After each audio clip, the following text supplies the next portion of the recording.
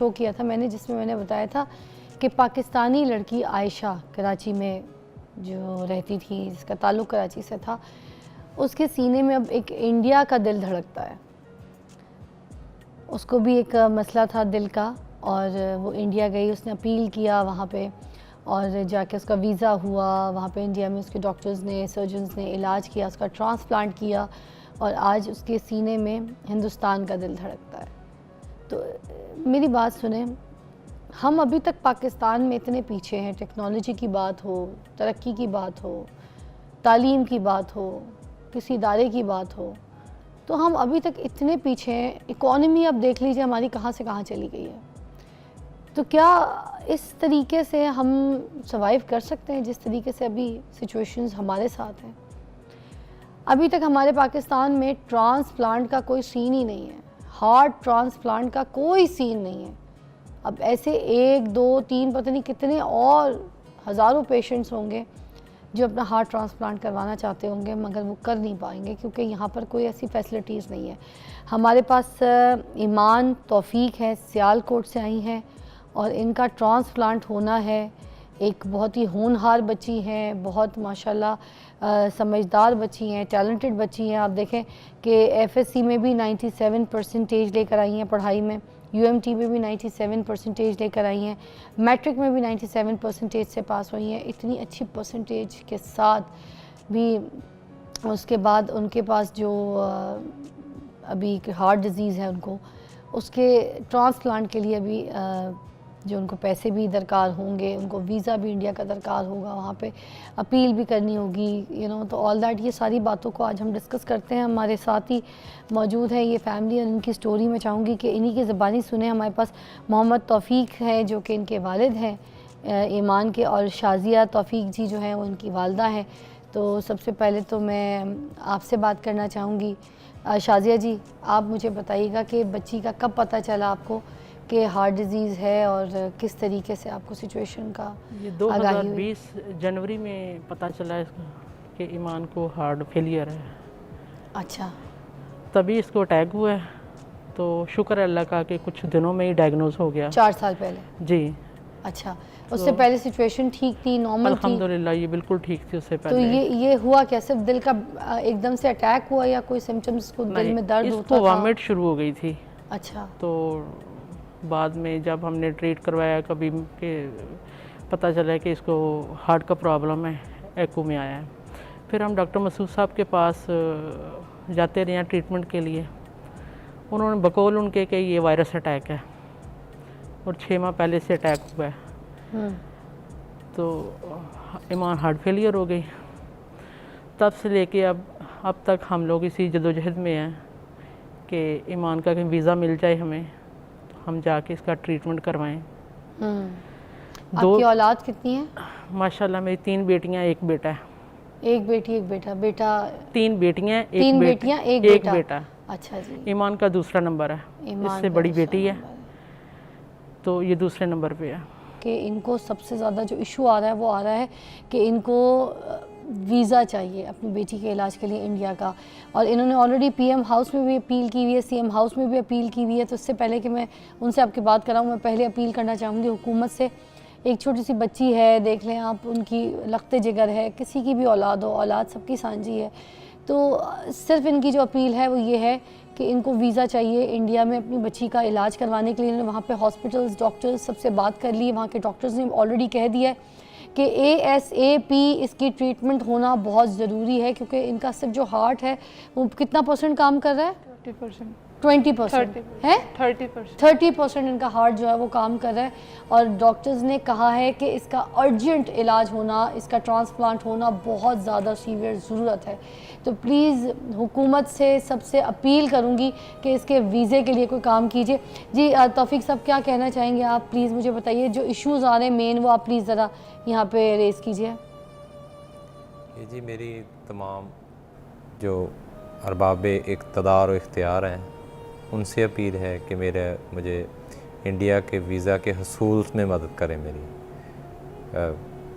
2021 में भी अप्लाई किया था मैंने वीज़ा, वो भी रिफ्यूज़ हो गया, 2022 में भी हो गया। तो हम तो इंडिविजुअल हैं, तो गवर्नमेंट लेवल पे वज़ीर आज़म साहब, वज़ीर आला साहबा बड़ा दर्द रखती हैं ज़रूरतमंदों का। हम तो हाजतमंद हैं कि हमारी बेटी की जो है वो जान बच जाए। तो वो अपील कर दें इंडियन अरबाब इक़्तिदार व इख्तियार से कि जो पाकिस्तान से जाना चाहते हैं, इलाज करवाना चाहते हैं, चूँकि इसका पाकिस्तान में इलाज है ही नहीं, ट्रांसप्लांट नहीं है हार्ट पाकिस्तान में, ट्रांसप्लांट बिल्कुल बिल्कुल वाली नहीं है। फैसिलिटी नहीं और इसीलिए देखिए, एक बाप अपील कर अपनी बेटी के लिए, खुदा के लिए आंखें खोलिए। मैं आपसे रिक्वेस्ट करूंगी, और मरियम नवाज़ जी आपसे ख़ास मेरी अपील है कि बच्ची के लिए प्लीज़ कुछ कीजिए, इसके वीज़े के लिए काम कीजिए। आप एंड में बेटा कुछ कहना चाहेंगे तो प्लीज़ कहिए, हुकूमत से अपील करनी है, कुछ करनी है, आप अपने लफ्ज़ी प्लीज़ कीजिए। ये आपका मेरी गवर्नमेंट से, मरियम नवाज साहबा से यही रिक्वेस्ट है कि काइंडली मेरे वीज़े के लिए, मेरे ट्रीटमेंट के लिए सोर्सेज अरेंज कर दें, क्योंकि ये देखने में शायद आसान लगता है लेकिन इस बीमारी के साथ रहना बहुत मुश्किल है।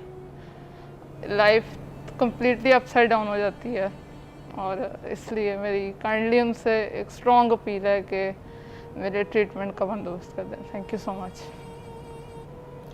तो जब आपको वैसे ये पता चला और आपकी ट्रीटमेंट वगैरह के बारे में पता चला, आप इतनी होनहार हैं माशाल्लाह से, आप इतना अच्छा पढ़ती हैं, अपने कॉलेज स्कूल्स के इतने अच्छे रिज़ल्ट्स हैं आपके, फिर अब यूनिवर्सिटी के आपके इतने अच्छे रिज़ल्ट्स हैं, तो आपकी सारी सहेलियाँ और सारी आपकी टीचर्स सब लोग आपको सपोर्ट करते हैं?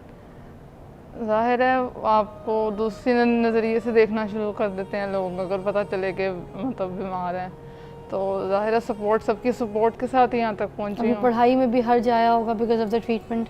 ज़ाहिर है काफ़ी देर मैं जब डायग्नोज हुआ था मैं उसके बाद कॉलेज नहीं गई। उसके बाद वो इवेंचुअली वैसे हुआ कि ऑनलाइन पे शिफ्ट हो गया, कोरोना आ गया था, तो उसकी वजह से थोड़ा हो गया था। लेकिन ये है कि मैं तकरीबन 2 साल कॉलेज होता है, मैं 1.5 साल कॉलेज नहीं गई। 1.5 साल से कॉलेज नहीं गई? उसके बाद बंदा खुद ही कह देता है कि अब कितना को भी करना है, तो खुद ही हिम्मत पकड़ी, और यूनिवर्सिटी में भी उसके बाद फिर मैं ऐसे ही है। लेकिन ये है कि मैं कोशिश करती हूँ कि घर रहूँ तो फिर वो थॉट्स उस तरह की आती हैं, ऐसा होता है तो फिर कोशिश की जाती है कि इसके बारे में ना ही सोचा जाए, अपनी डेली लाइफ को कंटिन्यू करती हूँ, उस तरह फिर हेल्थ भी सही रहती है और ऐसे है। लेकिन ये है कि जब कोई ना कोई 2-3 महीने बाद एपिसोड इवेंचुअली मेरे साथ हो ही जाता है, मुझे हॉस्पिटल में जाना ही पड़ता है। क्या सिम्टम्स क्या होते हैं? सिम्टम्स ये होती हैं कि हार्ट बीट बहुत तेज़ हो जाती है, ब्रीदिंग में मसला होता है, बीपी अप डाउन हो जाता है, मोस्टली डाउन ही होता है, और फिर जब डाउन हो जाता है तो उसको स्टेबल करना बहुत मुश्किल हो जाता है। उसके लिए फिर वो IV लगती है और सारा कुछ होता है। और मगर इसका इलाज ट्रांसप्लांट अल्टीमेटली ये दवाइयों के साथ तो आप सारी ज़िंदगी भी गुजार सकते हो, लेकिन अल्टीमेट ट्रीटमेंट इसका ट्रांसप्लांट ही है। इसका BP 50-80 हो जाता है। 50-80 नीचे वाला 50 और ऊपर वाला 80। ओह, तो ये सारे सिम्टम्स जो है बेयर करने पड़ते हैं, और ये फिर फौरी तौर पे हॉस्पिटलाइज होना पड़ता है। अच्छा, क्या बनना चाहती हो ईमान? क्या करना चाहती हो? Software engineer. सॉफ्टवेयर इंजीनियर है? तो पाकिस्तान में ही कोई अपना ऑफिस खोलोगी या कहीं जॉब करोगी? इसके लिए सोचा तो बहुत कुछ है, लेकिन पहले ज़िंदगी का तो कुछ हो जाए ना, ज़िंदगी हो जाएगी का कुछ हो जाए, उसके बाद फिर ज़िंदगी हो जाएगी। अभी तो तुमने इतनी होनहार हो, आगे तुमने कुछ देखो ना, क्या कुछ बनना है।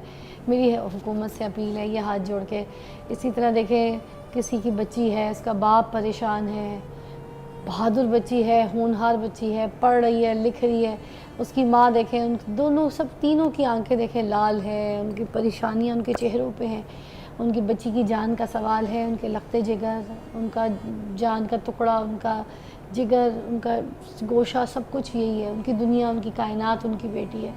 आप अपने बच्चों पे रख के सोचें।